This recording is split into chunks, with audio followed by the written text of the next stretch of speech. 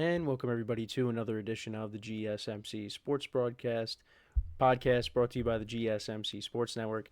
As always, I'm your host Kenneth Grunfelder, and it's great to have you guys here on this Friday, March 7th. We have a lot to cover on the show today. Before I get into that, just want to remind you guys, as always, to tip or donate and get your comments recognized. Make sure to hit that super chat button in the chat if you want to see me acknowledge any thought or comment you may have throughout the live broadcast. It makes the show more lively, more entertaining between myself, the host, and you guys, the viewers. We appreciate you guys' viewership each and every day, so any contribution you can make to the show means the world to us as we put out content for you guys each and every day. And also, the other way to help out the show is by going to the link at the bottom of the show segment on the ticker, gsmcpodcast.net.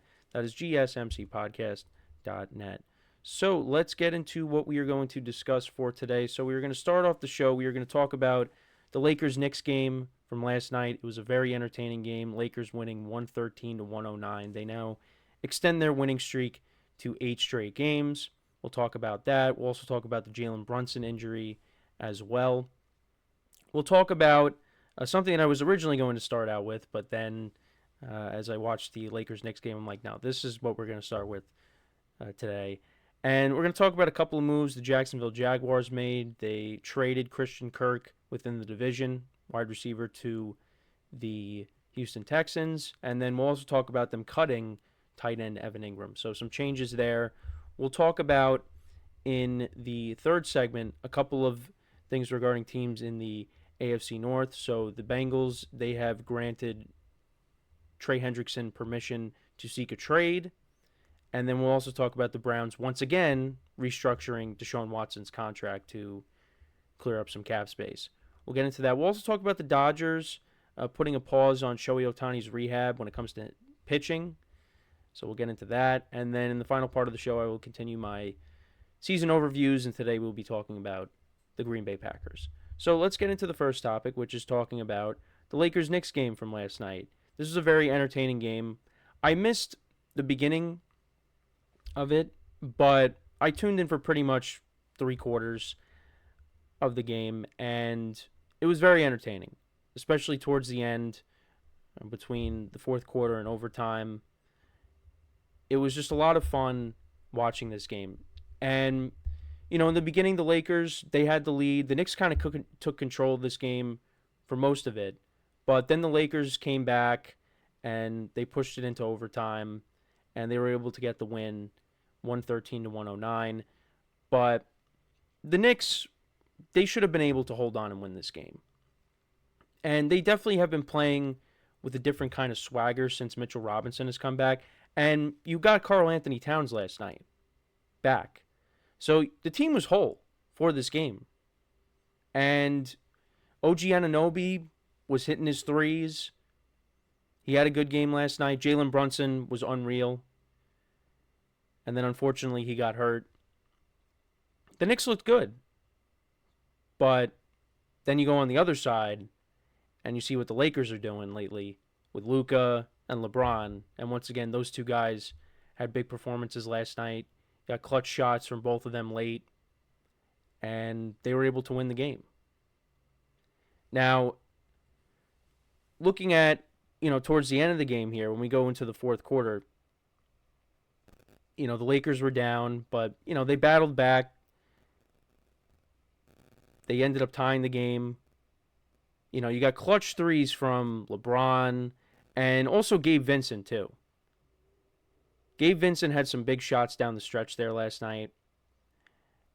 And he finished the game going 4 for 5 from 3. Actually, no, 4 for 5 from the field, but 4 for 4 from 3. Finished with 12 points. LeBron had 31 last night. Luka had 32. The Knicks actually were 5-0 on the season in overtime games. This was their first overtime loss of the year. So I didn't realize that. But it's just back and forth towards the end of the game. I mean, you had Jalen Brunson answering what the Lakers would do. It really was a lot of fun to watch.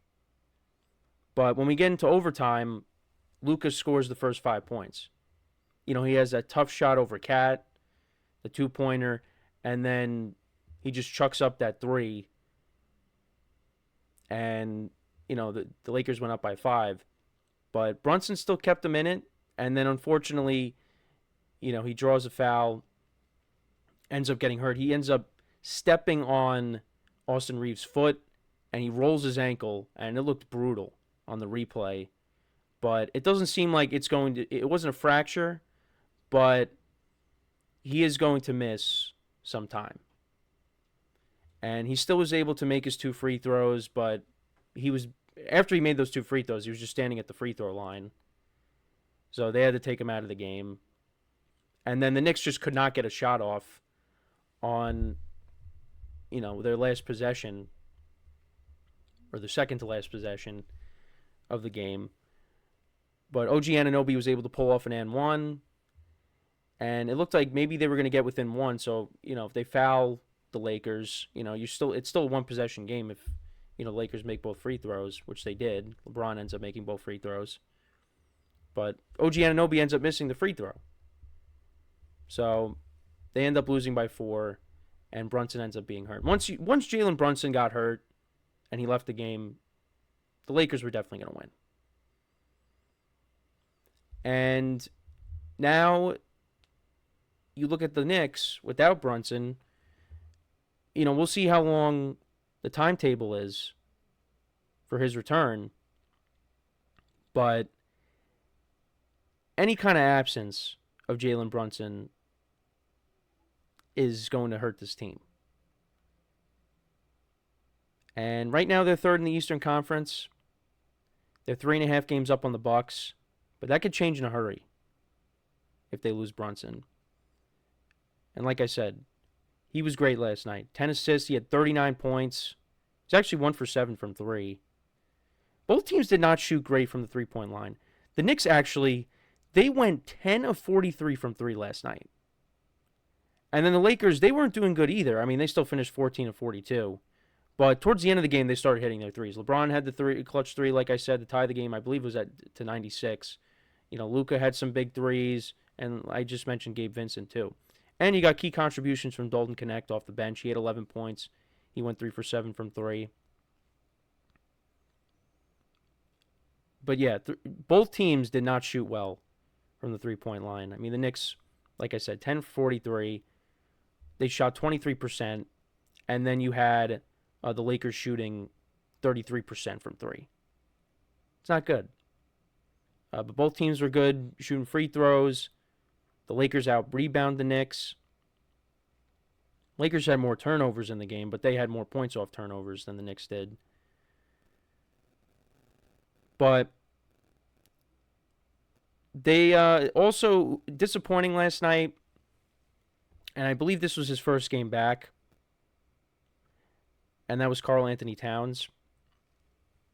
Missed some time due to personal reasons. He had 14 rebounds last night, but only 12 points. He went 3 of 13 from the field and 1 for 6 from 3. They needed him to step up when Brunson left the game, and he wasn't able to. And also Mikal Bridges, he only had 6 points last night.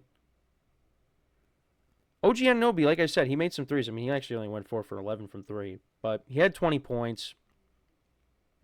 Nobody really stepped up on the bench. Deuce McBride went 0 for 6 from the field. Cameron Payne only had 3 points. That was a tough loss, though, for the Knicks. They did play well. It's just you come up short. Lakers are playing really good right now. Like I said, 8 straight. And, yeah, the sky's the limit for what this team could do with LeBron and Luka. Now, we got to see how this team looks when we get to a 7-game series in the playoffs. This is a team that could definitely make a run. And then with the Knicks, look, you just got to hope that Brunson gets healthy and he's back, towards the end of the regular season and for the postseason. The Knicks are playing better basketball now that they're whole. But now they're not whole anymore because now they just lost their best player. And guys are going to have to step up. They could definitely tread water if Brunson's not out for the rest of the year, which doesn't seem like he is. It could be a high ankle sprain. It is an ankle sprain.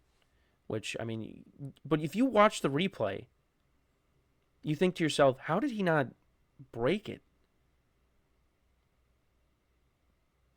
But thankfully, best case scenario is he misses the next, couple of weeks or so, and then he comes back, and then we go from there. So, but yeah, that definitely, if you're a Knicks fan, that was a tough loss. And they had that game. They were up for most of the game. But they never were able to slam the door shut completely on the Lakers. You know, they got to as much as like 12 points, but the Lakers, were able to hang around, and then they started to go on a run. And eventually they were able to overcome the deficit and get the game to overtime. The Knicks had a chance to win the game at the very end of regulation. They just took too long. Josh Hart was able to put the ball in the basket, but the buzzer sounded. So, if he was able to get that shot off sooner, the Knicks would have won at the buzzer, but they did not. So, yeah, that was a tough loss for the Knicks. And, we'll see what happens now with Brunson being out. But let me know what you guys think, though, about the game from last night. What were your takeaways from it? Also, some other NBA action. Steph Curry finished with 40 points last night. Warriors pulled off a 22-point comeback to win against the Nets, 121-119. You also had the Hawks defeating the Pacers, Celtics winning against the 76ers, Rockets winning again, 109-97 over the Pelicans, and then you had the Bulls winning 125-123 over the Magic. And then tonight, the Knicks actually do play again. They play against the Clippers, so they're staying out west. So they will not have Brunson. But you also have Memphis against Dallas, Phoenix against Denver. Those are some of the NBA action for tonight. But I don't know exactly what the timetable is on Brunson. We'll find out more. But it's not season ending, which is very good news. He didn't break anything. So we'll find out what happens.